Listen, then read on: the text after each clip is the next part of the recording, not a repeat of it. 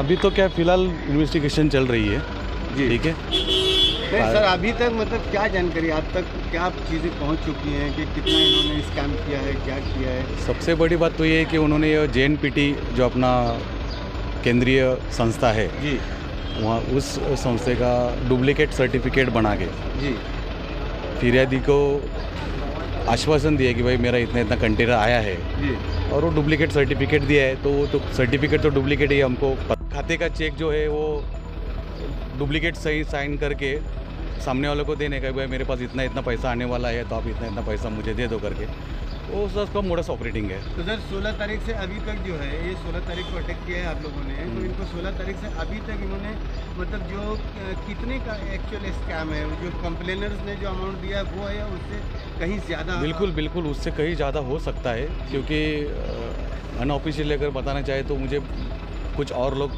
मेरे पास आ रहे हैं कि सर मेरा भी इतना इतना पैसा का है, इतना पैसा दिया नहीं वापस, तो उसका भी वेरिफिकेशन चल रहा है। तो सर आज कोर्ट में क्या हुआ है? तो सर PC दी थी 30 तारीख तक दी है। 30 तारीख हमने उनको पता है कि भाई इतना इतना ये इन्वेस्टिगेशन है। उन्होंने जो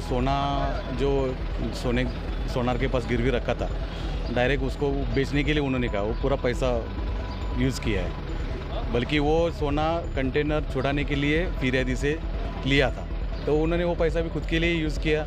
तो वो सोनार का भी वेरिफिकेशन है, उसका भी स्टेटमेंट अभी सर वगैरह हम लेना है। लोगों को जानकारी आ रही है कि इनके पास जो है इनके जमात से भी लोग बता रहे हैं कि इनके पास अभी पैसे नहीं, तो इतने सारे पैसे 10 करोड़ रुपए इन्होंने क्या किया? पुलिस ने कुछ जानकारी ली? जो आपका सवाल है वही भी मुझे भी सता रहा है वो सवाल कि एग्जैक्टली इतना पैसा कहाँ गया, ठीक है, तो उसका इन्वेस्टिगेशन चल रहा है।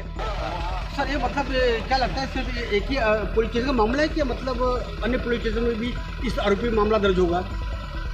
हो सकता है अगर ये इन्वेस्टिगेशन अगर हमारी इन्वेस्टिगेशन तो आगे तक जाएगा ही जाएगा और जो बाकी के क्या लगा है कि मतलब सिर्फ एक ही पुलिस स्टेशन में इसने क्राइम किया है या लोगों को बेवकूफ़ बनाया या लोगों या को इनका ठगा है, syndicate कितना या बड़ा है? कहीं और भी इनके साथ में कितने लोग और भी हो सकते हैं? आपको क्या लगता देखो अमाउंट के हिसाब से और जो वो लोग फंसे उस हिसाब से अगर देखा जाए तो मेरे ख्याल से बहुत बड़ा स्कैम हो सकता है, लेकिन पूरी पिक्चर क्लियर होने में थोड़ा टाइम लगेगा।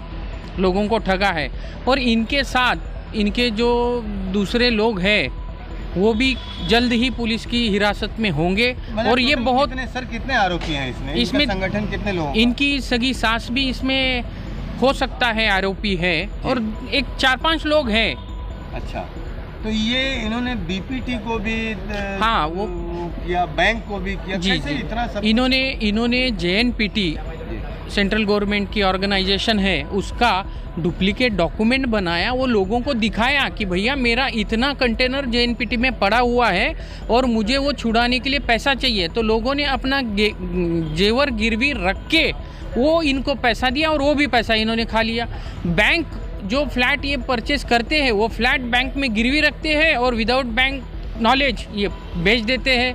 तो ऐसे बहुत सारे स्कैम हैं, ये धीरे धीरे सामने आ जाएंगे। मैं बहुत ही इम्पोर्टेंट एक बात पूछना चाहूँगा, जिस तरीके से आज समाज में इकोनॉमिकल ये ठगी और चीटिंग हो रही है और अपनी ऊंची पहुंच राजनीतिक और इस तरीके की प्रशासनिक पहुंच के कारण आरोपी बच जाते हैं या और भी दूसरे रास्ते हैं बच जाते हैं, तो क्या आपको लगता है कि ये 10 करोड़ या 50 करोड़ का स्कैम करने वाला ये इतना खतरनाक आरोपी इसको जो है सज़ा मिल पाएगी और पुलिस जो है जांच में सारी चीज़ों को सामने ला पाएगी? यस, मुंबई पुलिस पे हम लोगों का पूरा भरोसा है। अभी ये क्राइम ब्रांच यूनिट नंबर 1 के कदम साहब उसको अच्छी तरह से इन्वेस्टिगेशन कर रहे हैं और हमें ये गारंटी है कि जितने विक्टिम हैं उनको न्याय मिलेगा और ज़रूर मिलेगा। एडवोकेट साहब, आज आपने क्या दलील रखी है कोर्ट के अंदर? हमने आरोपी तो अभी तक फरार है, एक ने पकड़ा गया है, अभी कितने लोग आने बाकी, कब तक मिलेंगे, पुलिस कब तक गिरफ्तार करके लाएगी? जल्द ही जल्द वो आरोपी मिल जाएंगे। आरोपी ने जो फिरियादी से गोल्ड लिया है वो गोल्ड बेच के उसका भी पैसा खाया है। उसने कस्टडी में ये बोला है कि हाँ मैंने JNPT का डॉक्यूमेंट बनाया है और जो इतना 25-50 करोड़ रुपए जो कमाया है वो शायद हो सकता है दुबई में ट्रांसफ़र किया है, उसका भी डिटेल इन्वेस्टिगेशन चल रहा है। ये माना जाए कि अंडरवर्ल्ड की कनेक्शन हो सकते हैं? हो सकता है, ये डिनाई नहीं कर सकते लेकिन हो सकता है। तो इसकी जांच कब तक, मतलब कब तक क्लियर हो पाएगा कि इसकी जांच इसके कनेक्शन अंडरवर्ल्ड या दुबई में बैठे हुए आकाओं के साथ में, इसके साथ में होंगे, कब तक clear हो पाएगा? ये ना 1-2 दिन का इन्वेस्टिगेशन है, बहुत डिटेल इन्वेस्टिगेशन है। हो सकता है बड़ी बड़ी हस्तियों का नाम सामने आ सकता है, क्योंकि अमाउंट बड़ा इन्वॉल्व है इसमें, और ये दुबई कनेक्शन है, तो दुबई कनेक्शन किसके किसके साथ है, ट्रांसफ़र कैसे हुआ है, इसमें हवाला क्या भी आ सकता है। तो बहुत डिटेल इन्वेस्टिगेशन है, वो चल रहा है इन्वेस्टिगेशन। हम लोग संतुष्ट है कि इन्वेस्टिगेशन अच्छा चल रहा है। ठीक है, चलिए। Thank you very much. Arshad Mirza जी, आप इसके अप्लीकेंट हैं, बताइए कि अभी तक जैसे कि आपके साथ में धोखाधड़ी जो मामला सामने आया है, और आपने इस मामले को कोर्ट में लेकर आया है, केला कोर्ट में लेकर आया है, और कितने संतुष्ट हैं पुलिस की FIR से और अदालती कार्रवाई से? सर ऐसा है कि हम तो पहले कोर्ट में आना ही नहीं चाहते थे और पुलिस के पास भी आना नहीं चाहते थे, क्योंकि हम लोग सब व्यापारी लोग हैं। और जो बाकर ने जिस तरीके से हमारे साथ में डीलिंग की थी, हम लोगों ने उससे बहुत रिक्वेस्ट की, 2 साल तक उससे रिक्वेस्ट करते रहे कि प्लीज़ इस मैटर को आपस में ही बैठ के सेटल कर लो, ज़बरदस्ती ये सब इश्यूज़ क्रिएट करके मतलब नहीं है। लेकिन उसको किसी कीमत के ऊपर भी बात समझ में नहीं आई, और उसके बाद में उसने एक नया गेम शुरू किया। उसने नया गेम शुरू करके तस्कीन कासिम उसको इन्वॉल्व किया, और वो जो कि बोरा समाज का एक one of the respected person है, उसको इन्वॉल्व करके उसने हमें सेटिस्फेक्शन दिया। सब लोगों को उसने बोला कि नहीं, मैं माल जा करके कंटेनर्स देख कर आया हूँ JNPT का। ये अपने आप में एक बहुत बड़ा क्राइम है कि एक आदमी जो है, जो नहीं गया JNPT, कंटेनर है ही नहीं, क्योंकि जो JNPT का डॉक्यूमेंट बनाया वो फेक था, और फेक डॉक्यूमेंट है तो वहाँ पर है ही नहीं। क्योंकि बाद में जो है तो क्राइम ब्रांच जब चेयरमैन ऑफ JNPT साहब से जा करके मिली, और मिलने के बाद में उन्होंने वो लेटर को वेरिफिकेशन में लिया, तो उन्होंने साफ बताया कि इस तरह का लेटर हमारे यहाँ से कोई ऐसा इशू नहीं हुआ है, और ये कंटेनर्स नंबर्स हमारे यहाँ है ही नहीं, ये तो रॉन्ग कंटेनर नंबर है, ये फेक लेटर है। और उसका पूरा उन्होंने रिटर्न जो है तो रिप्लाई मांगा, और उन्होंने पूरा रिटर्न रिप्लाई क्राइम ब्रांच को उन्होंने दिया कि this is the fake document. तो इस तरीके के से जो है तो ये पूरा सिंडिकेट बना करके जब तस्कीन की तरफ से आया सेटिस्फेक्शन कि 1 महीना रुक जाओ, ऑर्डर निकल जाएगा, तब हम लोग शांत हो गए। 1 महीने के बाद में फिर जब तस्कीन ने हमारे एक वन ऑफ द इन्वेस्टर्स हमारे साथी को बोला, उसने श्री आफ्ताब जी को, कि मुझसे मिस्टेक हो गई और मैंने जो है तो कोई कंटेनर जाके नहीं देखे हैं, मुझे बाकर ने रिक्वेस्ट की थी कि मैं इस तरह का झूठ तुमसे बोलूं।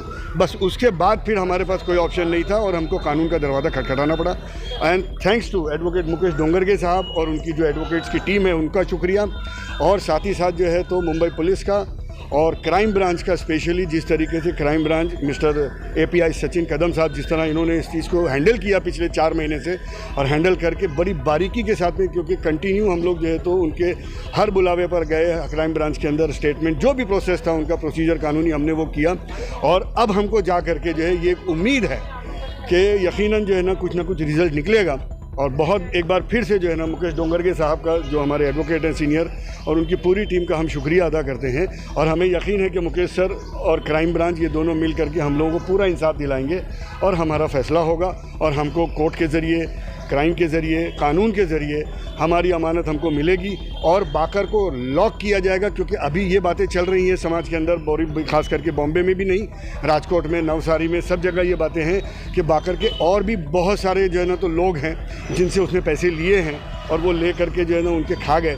बात सवाल ये है कि वो पैसे लिए, ये एक अलग सब्जेक्ट है।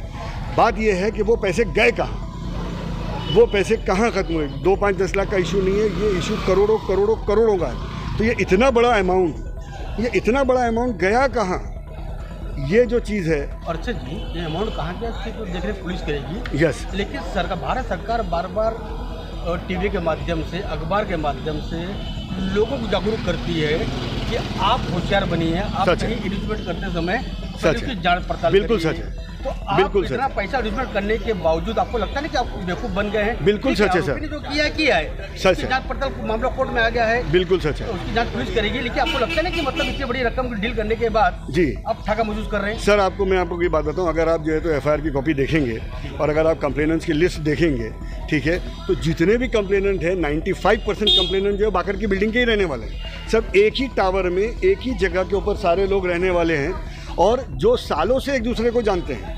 ये डील, ये बातचीत, ये बिजनेस, ये जो भी चीज़ें हैं, ये ट्रांजैक्शन, ये कुछ एकदम सडनली ब्लाइंड पे नहीं हुआ है, इंस्टेंट नहीं हुआ है। ये सालों से एक दूसरे को जानते हैं। फॉर एग्जांपल फेथ पर, जैसे मैं आपको बात बताऊं, ठीक है, आफ्ताब भाई है, ठीक है, आफ्ताब भाई हमारे जो हैं वो उसी बिल्डिंग में रहते हैं, उनके ऊपर बाकर रहता है। बाकर की सासू भी उसके ऊपर रहती है, जिसने हम लोगों को सेटिस्फाई किया था कि नहीं आप फिक्र मत करो, आपका पैसा आपको मिल जाएगा। सबको सेटिस्फाई किया गया था, बाकर की टीम ने सबको सेटिस्फाई किया था कि मिल जाएगा, कोई चिंता की बात नहीं है। फिर बाकर ने ये बोला कि वो पैसा जो है मैंने जिसको दिया वो कंटेनर वाला वो पैसा खा गया। हम लोगों ने ये भी कहा कि भाई जो कंटेनर वाला पैसा खा गया वो कंटेनर वाले को हमारे सामने लाओ, तुमने उसके अगेंस्ट में कंप्लेंट क्यों नहीं की? सर जैसे हमारा पैसा खा गया तो हमने कंप्लेंट की, बाकर का पैसा जिसने खाया बाकर ने उसके अगेंस्ट में कंप्लेंट क्यों नहीं की? तो ये इस तरीके का पूरा गेम है सर।